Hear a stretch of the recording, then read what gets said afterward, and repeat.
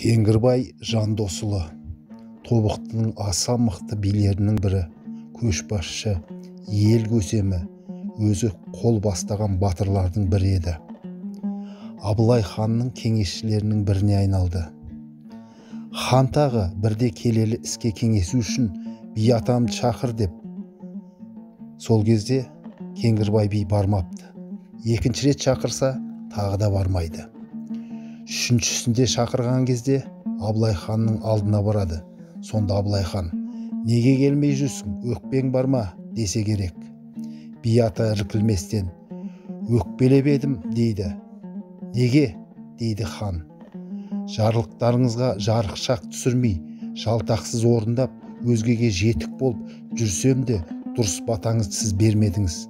Өкпем осы жерде" депті. Сонда хан қос қолының сыртынан өзіне қаратып жайып отырып: "Кәне, не қалайсың?" дейді. Би атам: "Абылай атыңды қалайым" дейді.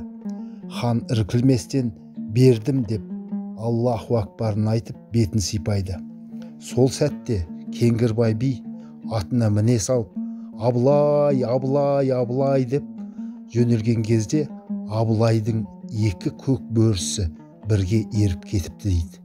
Тобықты сол күннен бастап ел тағдырына байланысты ұлы дүбің аттанса да Абылайлап ұрандап ақ туды көтеретін бопты дейді.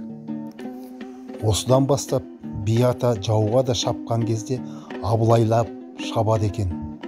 Міне осыны көрген жауынгерлерде Абылайлап шауып, Абылайлап шабу осыдан қалған деседі. Кезінде орыс басқыншылар келген кезде де Кеңгірбай би орыстарға тәуелді болмай халқының салт дәстүр, тілі мен дінін сақтауға мұрат тұтады.